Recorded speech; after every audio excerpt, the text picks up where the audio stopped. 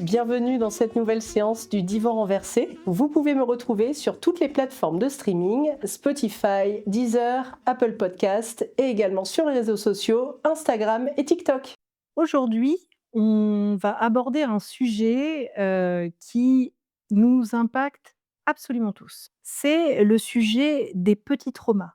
Des traumas avec un petit T, pas les traumas avec un grand T. On va faire la différence entre les deux ensemble.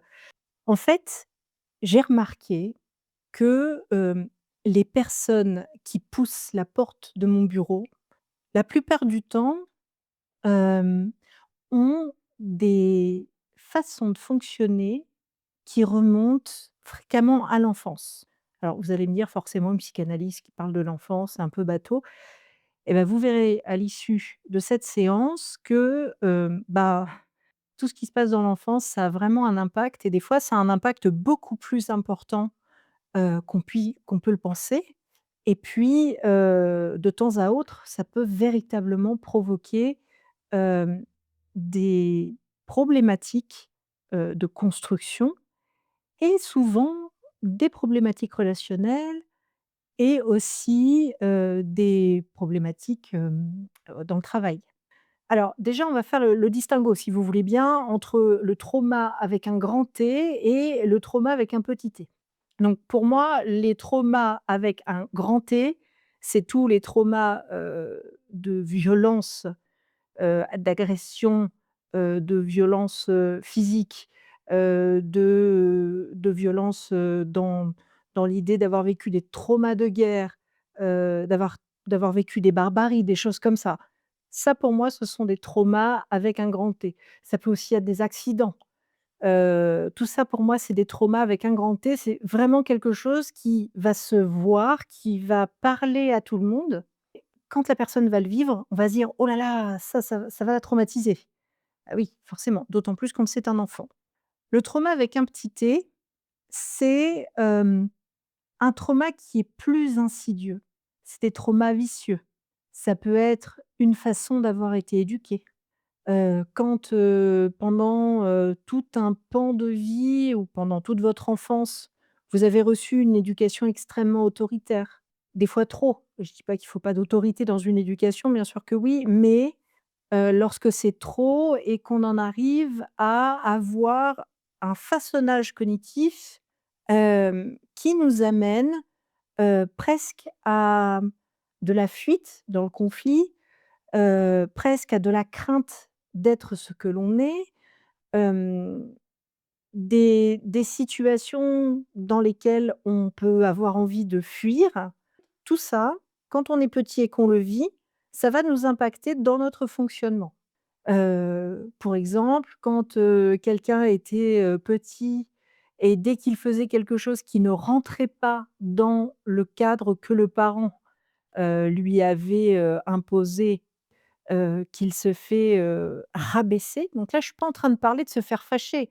Je veux dire, vous avez un cadre, vous ne le respectez pas, vous faites une bêtise quand vous êtes petit. Oui, vous allez vous faire gronder, mais là, on est en train de parler du moment où le parent va vraiment rabaisser l'enfant comme s'il avait commis un crime de lèse-majesté et qu'il pouvait, être pendu sur la place publique. C'est la même chose.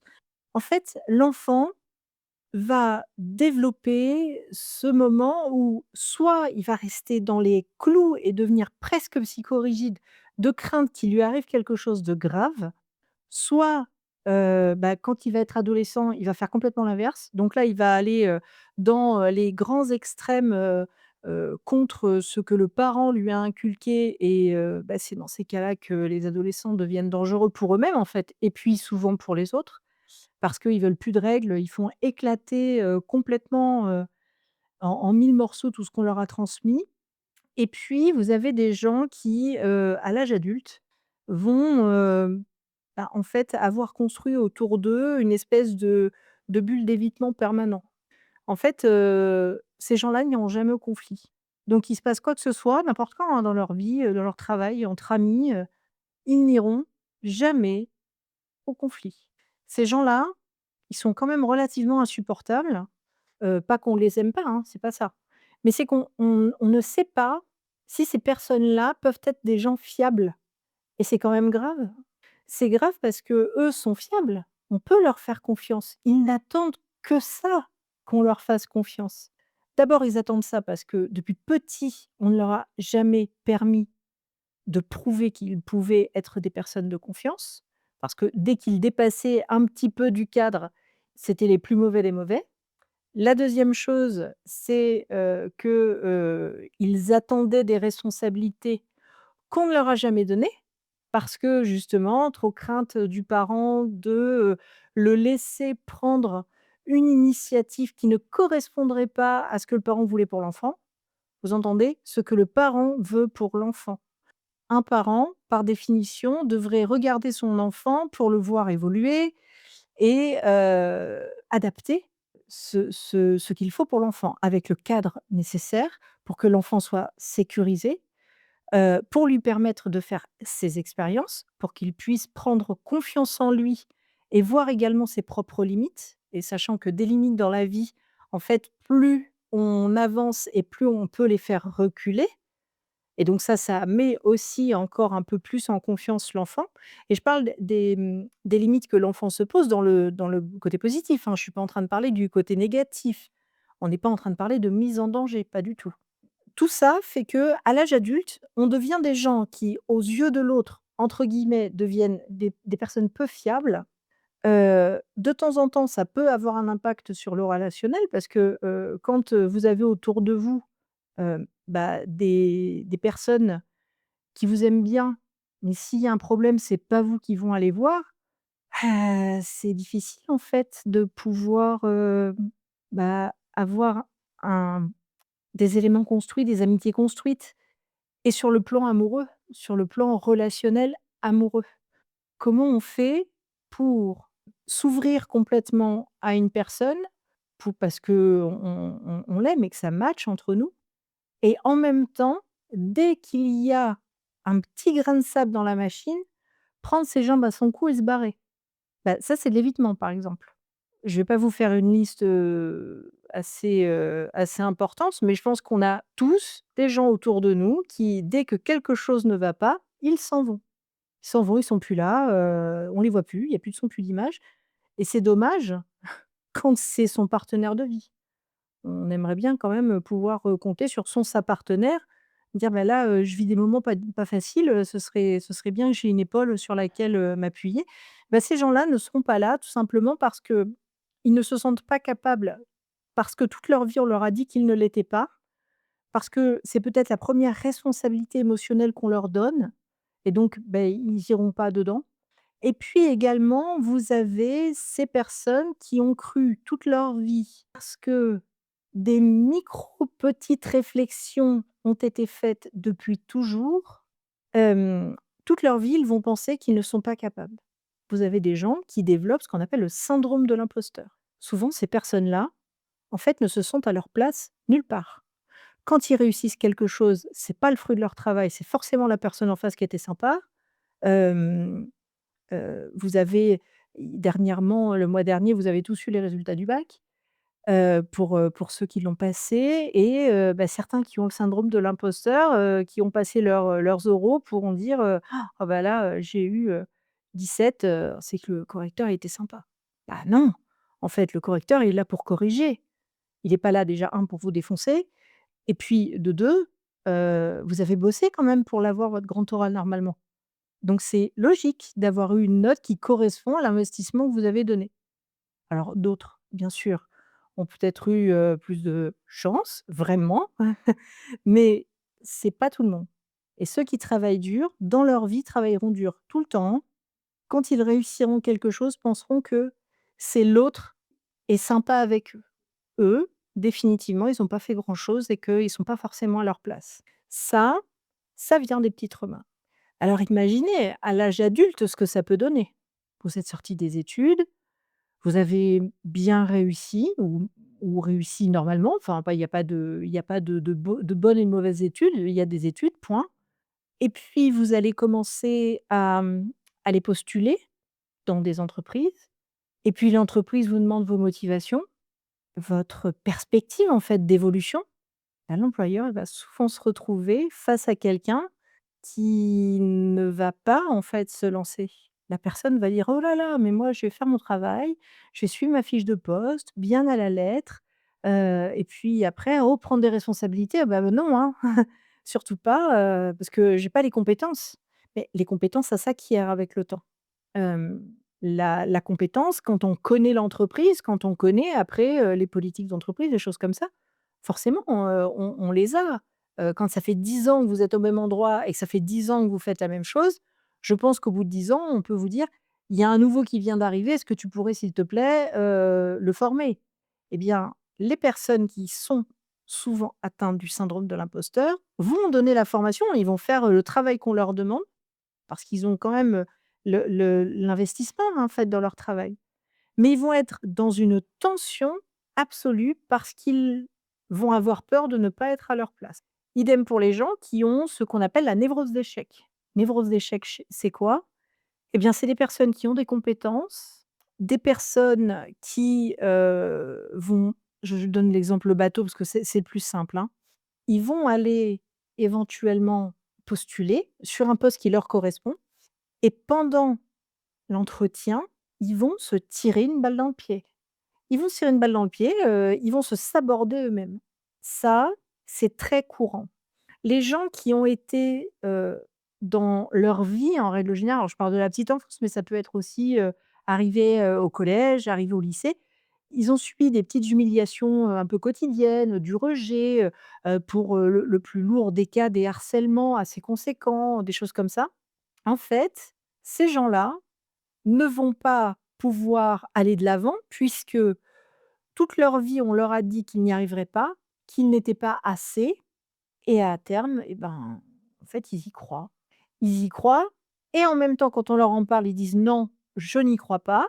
Donc là, nous, on est contents, quand, on voit, quelqu'un qui rentre dans notre bureau, qui vient pour une problématique et qu'on lui pose des questions, il fait: «Non, je suis pas comme ça, je suis pas comme ça». Et quand on gratte et ben, on se rend compte que tout ce qui lui a été dit quand il était plus jeune a eu un impact sur la façon dont il s'est forgé sa personnalité, son caractère et sans le vouloir et bien, en fait, il y a eu cette espèce de il s'est mis dans une case tout seul et comme on lui a toujours dit qu'il réussirait pas et ben, il s'arrange pour ne pas réussir et franchement, ça, c'est pas des volontés conscientes, hein, c'est des volontés inconscientes. Ce genre de situation, ça arrive, extrêmement fréquemment dans nos bureaux. Des gens qui arrivent, qui sont dans des impasses professionnelles, dans des impasses, personnelles également, hein, dans des situations où ils recréent en permanence le même schéma et en permanence un schéma qui se solde par des échecs. Ces gens-là ne savent absolument pas comment gérer. Ils ont beau, pour eux, modifier complètement, la façon de faire. Eh bien, le résultat, c'est la même. C'est exactement le même que le reste. C'est-à-dire que le résultat, ce sera un échec complémentaire. En tout cas, ce que la personne considère comme un échec. Comment on les prend en charge? Comment on fait? Comment on les accompagne? Parce que fort heureusement, quand on a une névrose d'échec, on reste pas là-dedans. Enfin, en tout cas, quand on a envie d'en sortir, on peut s'en sortir. Alors, certains, vont dire, 1er degré, beh, ils ont qu'à se bouger et faire différemment. Oui, alors souvent, c'est ce qu'on dit en premier lieu, hein, c'est-à-dire si tu veux pas que les choses se réitèrent, ne fais pas comme d'habitude. Ça, c'est la base. Sauf qu'ils aimeraient bien, pas faire comme d'habitude, mais ils ne peuvent pas faire autrement et quand ils font autrement, ils ont l'impression d'avoir complètement changé, tout ce qu'ils font. Ils amèneront quand même cette situation à une finalité qui ne correspondra pas à une réussite. Donc nous, on doit démonter complètement la façon dont ils agissent, comprendre aussi le mécanisme qui, les amène à ça et donc comprendre l'histoire qui a pu, à un moment donné, les mener à ça et c'est là où on voit toute la finesse et la subtilité de nos travail. Alors travail, là je vais prêcher pour ma paroisse, travail de psychanalyste, mais également de mes collègues qui sont psychologues. Pour certains de mes collègues, quand ils reçoivent des gens qui sont dans des dépressions profondes, les psychiatres, eux aussi vont devoir faire ce travail-là en disant: «Alors il va falloir m'en raconter un peu plus pour que j'arrive à comprendre dans quelle mesure vous en êtes arrivé là? Donc une fois qu'on a décelé un petit peu, la problématique, la façon dont la personne a été, cortiquée, et ben, on essaye de leur montrer d'autres possibilités et surtout leur demander: «Qu'est-ce que ça fait quand on réussit?» Et là, bah, souvent, il y a pas de réponse. Ils en savent rien. Donc ceux qui travaillent, par exemple, sur, une façon particulière en psychologie d'être sur la projection, souvent dans les des thérapies, hein, Tournées Solutions, on a une projection positive. On leur demande, en fait, de se projeter, dans la réussite. Qu'est-ce que ça va évoquer chez eux? Comment ils l'entrevoient? Comment ils la perçoivent? Mais quand je parle de perception, c'est une perception émotionnelle. Comment ils vont la percevoir à l'intérieur d'eux? Est-ce que ça leur fait peur? Est-ce que ça leur donne, de la joie? Est-ce qu'au contraire, ils comprennent en fait que toute leur vie, ils ont vécu des schémas dont ils ont été prisonniers en fait et de s'en libérer, ça leur fait peur et ils ont l'impression qu'ils vont pas y arriver. Donc tout ça en fait, nous on le travaille et on se dit: «Alors, il y a pas qu'un seul point de vue dans la vie, il y en a plusieurs. Qu'est-ce qui va vous faciliter la tâche? Comment vous allez, pouvoir vous y prendre?» On va essayer plusieurs techniques parce qu'il y en a pas qu'une. Je veux dire dans la vie, c'est pas une autoroute en fait. La vie, c'est plein de petits chemins. Il faut tous les prendre pour voir celui qui est le plus confortable pour nous et une fois que la personne a, enfin réussi une première fois à faire différemment et vivre ce qu'elle appellera un succès ou une réussite, enfin peu importe, autre chose, ce qu'elle vit habituellement, c'est un premier pas, mais ce n'est pas le dernier pas. Faire différemment une fois, ça n'est pas faire différemment pour toujours et toujours de la même manière.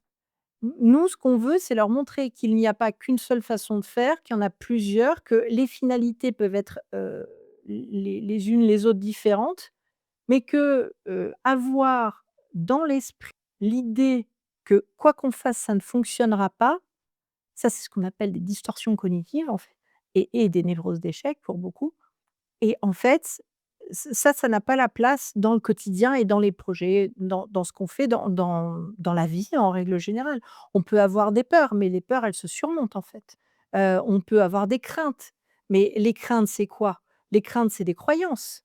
Tant que vous êtes dans la croyance de quelque chose, et ben, vous pouvez à tout moment, effectivement, réitérer en permanence votre schéma.